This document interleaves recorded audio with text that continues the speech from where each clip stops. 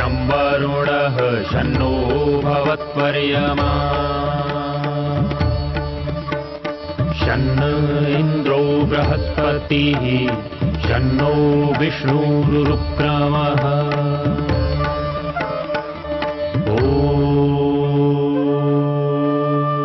शान्ति शान्ति शान्तिः।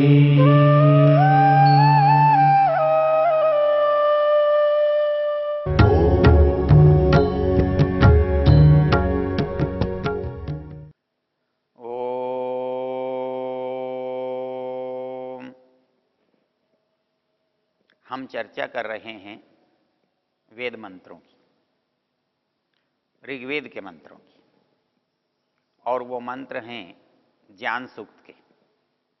और ज्ञान सूक्त है ऋग्वेद के दशम मंडल का 71वां सूक्त। इसका ऋषि बृहस्पति है और इसका देवता ज्ञान है।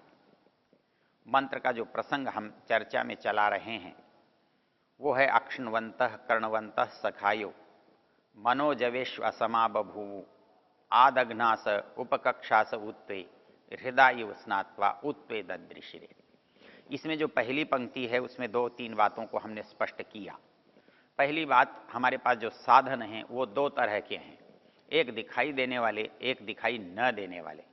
दिखाई देने वाले साधनों के रूप में हमारे पास आँख और कान हैं जो ज्ञान का आधार हैं, ज्ञान का उपाय हैं, ज्ञान के लिए हम जिनका उपयोग करते हैं। तो उन्होंने कहा अक्षण्वन्तः कर्णवन्तः सखाय। यदि इतने ही ज्ञान के साधनों से हमें ज्ञान प्राप्त होता तो हमारा सबका ज्ञान न तो भिन्न होता और न कम और अधिक होता, न परिस्थिति से अलग अलग होता। एक समय में एक वस्तु को देखने वाले, एक वस्तु में एक पाठ को पढ़ने वाले, एक समय में एक उपदेश को सुनने वाले लोगों का ज्ञान कभी भी भिन्न नहीं होता, भिन्न स्तर का नहीं होता। तो इसलिए एक पता लगा कि एक तो ज्ञान का साधन अक्षण्वन्तः कर्णवन्तः है, लेकिन दूसरा वो कहता है मनोजवेश्व असमा बभूवु। इसका मतलब एक साधन और है, और वो साधन है मन। अर्थात उस मन के बिना हमें ज्ञान प्राप्त नहीं हो सकता है।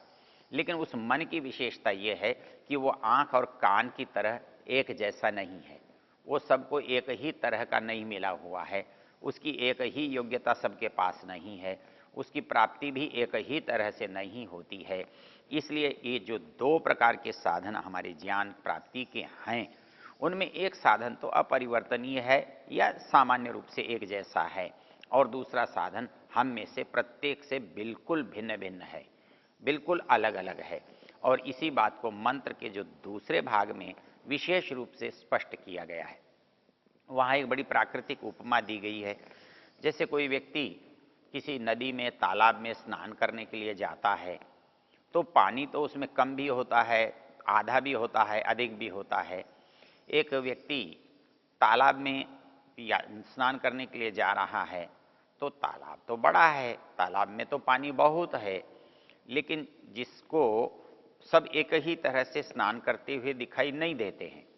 अर्थात कुछ देखते हैं कि वो किनारे पर ही बैठकर नहा रहे होते हैं, कुछ व्यक्ति यदि घाट बना हुआ है तो 1-2 सीढ़ी उतर के नहा रहे होते हैं, लेकिन कुछ लोगों को आप देखेंगे वो तो तैरकर आर पार जा रहे होते हैं, वो तालाब के बीचों में छलांग लगा रहे होते हैं, वो अंदर गोताखोरी करके अंदर अंदर पानी में चल रहे होते हैं।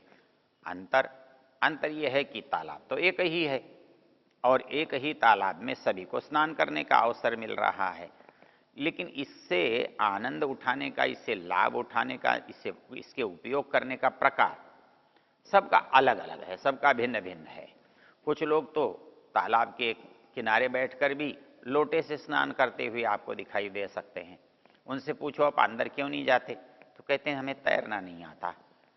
हाँ, दूसरे कहते हैं हमें भय लगता है, तीसरे कहते हैं घुटने तक ही पानी में जा सकते हैं, कुछ और थोड़े आगे चले गए तो कमर तक चले गए, छाती तक चले गए। तो वो ये कहता है कि जैसे एक तालाब में, एक सरोवर में जो स्नान करने वाले हैं उनका स्तर अलग अलग है, वैसे ही ज्ञान का जो सागर है, ज्ञान का जो सरोवर है, ज्ञान का जो समुद्र है, उसके अंदर गोता लगाने वालों की, उसमें स्नान करने वालों की योग्यता भी बहुत अलग अलग तरह की है।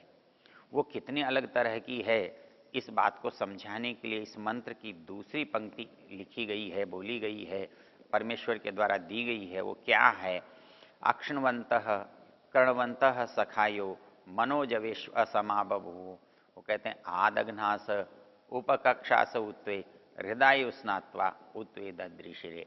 अरे देखो, एक तालाब के अंदर कुछ लोग बस अपने मुख तक के पानी में डूबे हुए हैं, अर्थात उनके पैर जरूर नीचे टिके हुए हैं और इससे आगे वो जाना नहीं चाहते हैं। वो कुछ और इससे भी कम के हैं जो केवल कक्षा तक, छाती तक के पानी में डूबे हुए हैं, वो उसी में खड़े होकर स्नान कर लेना चाहते हैं। लेकिन एक कहता है स्नात्वा उत्वे ददृशिरे, वो गोता लगा के अंदर तक डूब के स्नान कर रहे हैं, उनको भी आप देख सकते हो। तो वैसे ही ज्ञान की जो परिस्थिति है, वो कोई इसमें गोता लगाकर स्नान कर सकता है, कोई कक्षा तक डूबकर स्नान कर सकता है, कोई मुख तक डूबकर स्नान कर सकता है। अर्थात जिसके पास जैसी मानसिक दक्षता है, जिसके पास जैसी मानसिक योग्यता है, वो उसको वैसा ज्ञान प्राप्त होता है। इसमें यास्क ने एक बड़ी सुंदर बात कही है। यास्क ये कहता है, जब वेद का प्रकरण चलता है, मंत्र के अर्थ करने की बात आती है, तो वहाँ उन्होंने एक बात कही है, प्रकरणशैव मंत्र निर्वक्तव्या न तो पृथकत्वेन मंत्र निर्वक्तव्या।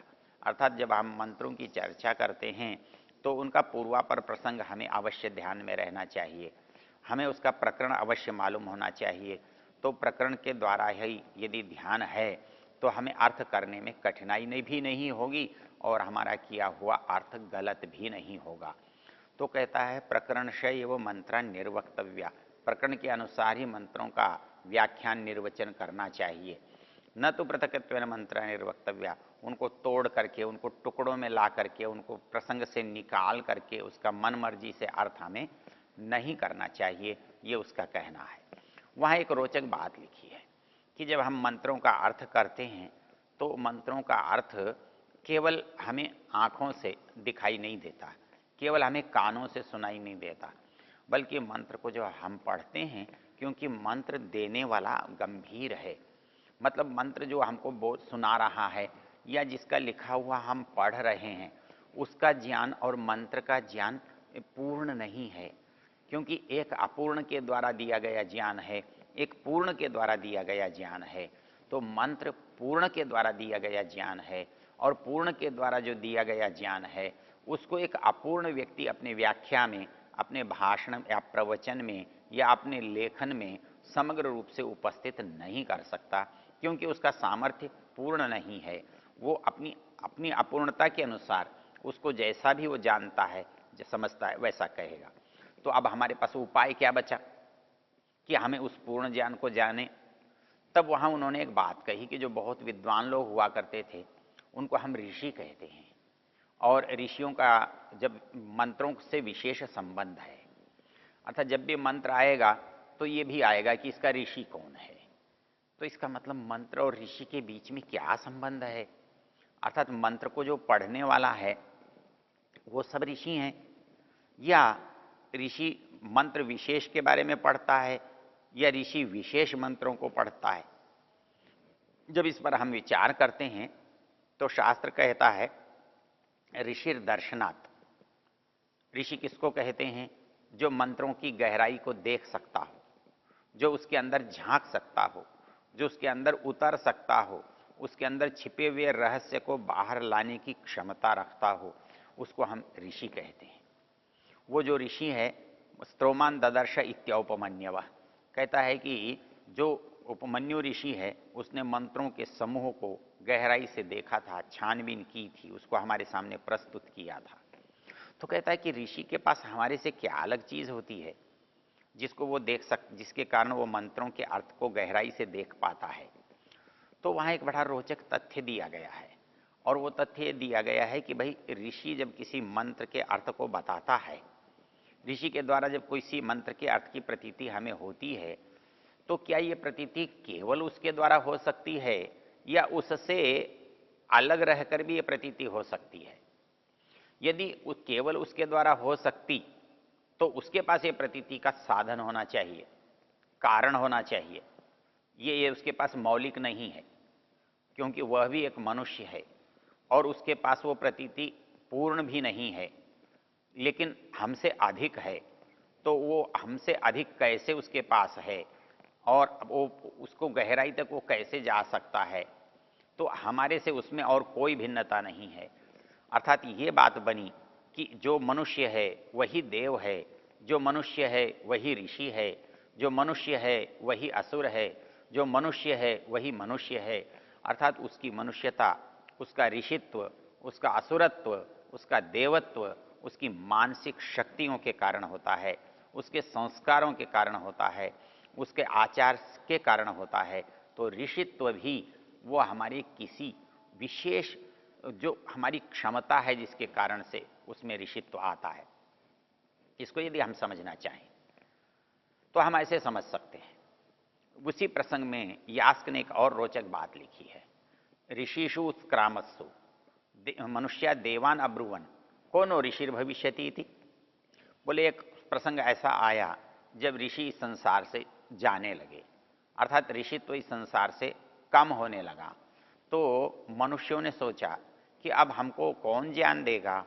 मनुष्य ने सोचा कि अब हमें वेद का रहस्य कौन समझाएगा, क्योंकि ये काम तो ऋषियों का होता था। तो उन्होंने देवताओं से कहा, महाराज ऋषि तो चले गए, ये ऋषि तो चले जाएंगे, यदि ऋषि चले गए तो फिर वेद का ज्ञान हमें कैसे प्राप्त होगा, वेद का ज्ञान के उपदेश हमें कौन करेगा। तो उन्होंने, देवताओं ने जो एक चीज मनुष्य को दी, वो वही वस्तु वास्तव में ऋषित्व का आधार है। वही बात उन मनुष्यों में जो ऋषि कोटि के हैं उनके अंदर है। तो वही आधार पर देवताओं ने मनुष्य को दिया है। और इसलिए वो कहता है यो कोई ऊहा ऊढ़म, जो कोई ऊहा करता है, वह कर लेता है, उसको अनुचान कहते हैं, उसको विद्वान कहते हैं, उसको मान्य कहते हैं। उसके अंदर ऋषित्व की जो क्षमता है, योग्यता है, वो आ जाती है।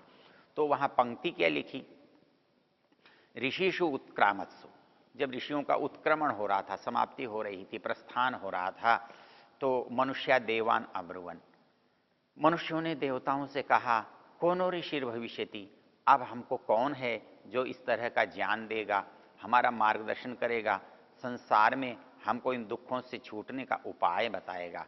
तो उन्होंने कहा कि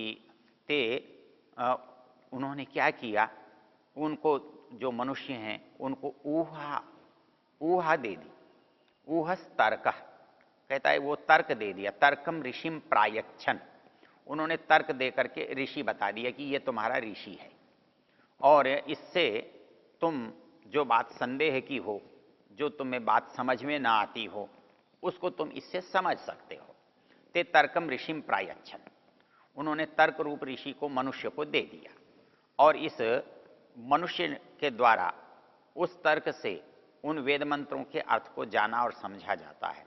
इसका उन्होंने एक उदाहरण दिया, तर्क ऊहस तर्क, तर्क किसे कहते हैं, ऊहा को कहते हैं। अर्थात जब कोई परिस्थिति विकट होती है और बाहर न कोई बताने वाला होता है, न किसी पुस्तक में कुछ लिखा हुआ होता है, ऐसे समय उसके मन के अंदर, जो बुद्धि के अंदर जो उपाय सूझता है, वो सूझा हुआ उपाय ऊहा कहलाता है। वो ऊह जो है वो तर्क का है, वो तर्क से जो वो ऊहा पैदा होती है, वो हमारी समस्याओं का आधार बनती है। इसको आचार्य चरक ने युक्ति कहा है। उसने कहा है सौपरि तिष्ठति युक्ति जिह द्रव्य ज्ञानवताम सदा। वो कहता है कि आदमी जानता है ये इसकी दवा है, आदमी जानता है ये इसका रोग है, आदमी जानता है कि ये इसकी मुख्य बातें हैं, लेकिन उनको कैसे काम में लेना है, कैसे इस रोग का निवारण होगा, उसको जानने के लिए उसे ऊहा करनी पड़ती है। तो वो जो ऊहा है उसके बिना उसका काम नहीं चलता। उसको युक्ति कहते हैं। कौन चीज़ कितनी मिलेगी, किस मात्रा में मिलेगी, कब दी जाएगी, उसका अनुपान कैसा होगा, किस रोगी के लिए होगा, ये जो विश्लेषण है, ये विश्लेषण स्वयं करना पड़ता है। ये प्रत्येक चिकित्सक को खुद करना पड़ता है। वैसे ही मनुष्य को भी अपनी बहुत सारी बातों का जो निर्णय है वो हर समय किसी का लिखा हुआ नहीं मिलता है, उसको स्वयं करना पड़ता है। जो स्वयं निर्णय लेता है वो युक्तिज्ञ होता है, उस युक्ति को जानने वाला होता है। कैसे ऐसा करने से ऐसा हो जाएगा, क्या करने से क्या हो जाएगा, इसका जो चिंतन है, इसका जो मनन है, इसका जो विचार है, वो युक्ति कहलाती है। उसको यहाँ पर तर्क कहा गया है, उसको यहाँ पर ऊह कहा गया है। अर्थात उस ऊहा के द्वारा हम मंत्रों को खोल सकते हैं, मंत्रों के अर्थ को गहराई तक जाकर समझ सकते हैं। इसलिए ये तर्क जो है ये ऋषियों का स्थान लेता है। इसकी चर्चा हम एक बार पीछे कर चुके हैं। वो कहते हैं, जब धर्म की परिभाषा करते हुए आचार्य मनु एक बात कहते हैं, वो कहते हैं आर्षम धर्मोपदेशंच वेद शास्त्राविरोधिना यस तर्केणानुसंधत्ते स धर्मम वेद नेतर। वहाँ वो ये कहते हैं जो ऋषियों ने कहा है वो हमारे लिए धर्म है, और जो ऋषियों ने उपदेश दिया है जो वेदानुकूल है वो हमारे लिए धर्म है। और एक महत्वपूर्ण बात जो उन्होंने कही, जिसको कि निरुक्त ने कहा है तर्कम ऋषिम प्रायच्छन, तो उसके लिए मनु महाराज कहते हैं यस तर्केणानुसंधत्ते स धर्मम वेद नेतर। अर्थात तर्क के द्वारा उस वेद को समझ सकता है, उस रहस्य को जान सकता है, वो धर्म को जानता है, धर्म को समझता है। अर्थात इस तर्क की सबसे बड़ी विचित्रता और विशेषता क्या होती है? तर्क एक पैनी है, एक परशु है, एक छेदने वाला, काटने वाला औजार है। लेकिन उस औजार की एक विशेषता है कि वो ये नहीं पहचानता कि किस चीज़ को मैं काट रहा हूँ और इसको क्यों काट रहा हूँ। वो तो काटने वाले पर निर्भर करता है कि वो क्या काटना चाहता है। वो कांटों को काटना चाहता है या पैर को काटना चाहता है, वो वृक्ष को काटना चाहता है या आपने किसी डंडे लकड़ी को काटना चाहता है।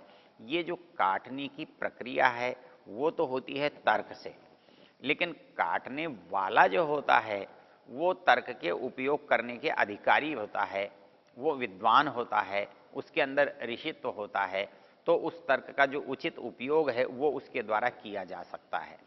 वो कैसे है? जब आप तर्क कहते हैं तो इसके साथ एक शब्द और हम काम में लाते हैं जिसे हम कुतर्क कहते हैं। अर्थात तर्क अच्छा भी हो सकता है और तर्क खराब भी हो सकता है। जैसे कुल्हाड़ी आपको भी काट सकती है और कुल्हाड़ी दुश्मन को भी मार सकती है। कुल्हाड़ी आपके लिए ईंधन भी ला सकती है और कुल्हाड़ी आपकी उंगली भी काट सकती है। तो ऐसी स्थिति में वो ये कहता है कि जो तर्क है वो दुधारी तलवार है, वो आपके पक्ष में भी चल सकती है और वो आपके विरोध में भी चल सकती है। इसलिए ऋषि कहते हैं तर्क कौन सा ठीक है? जो ऋषियों के अनुकूल है, जो वेद के अनुकूल है, जो हमारे शास्त्रों के अनुकूल है, ऐसा तर्क जो उनको खोलता है, उनके रहस्यों को समझाता है, उनके रहस्यों को बताने की उसके अंदर योग्यता क्षमता होती है, वही तर्क जो है वो ऋषित्व का काम करता है। और तर्क ऋषित्व का काम नहीं कर सकता। तो कहता है व्यूढ़, जो ऊहा से हमने अर्थ को निकाल लिया है, तो उस बात को यहाँ कहता है वो ऊहा क्योंकि भिन्न भिन्न होती है, उसका स्तर भिन्न भिन्न होता है। इसलिए वेद ने कहा कोई ज्ञान में कमर तक डूबा हुआ है, कोई ज्ञान में गले तक, मुख तक डूबा हुआ है, और कोई ज्ञान में पूरा एकदम डूब कर नहाया हुआ है।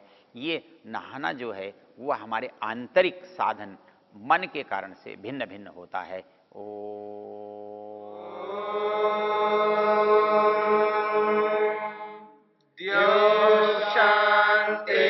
शांतिरंतरिक्षं शांति पृथिवी शांतिरापः शांतिरोषधयः शांतिः वनस्पतयः शांतिर्विश्वे देवा शांतिर्ब्रह्म शांति सर्वं शांति शांतिरेव शांति श्यामा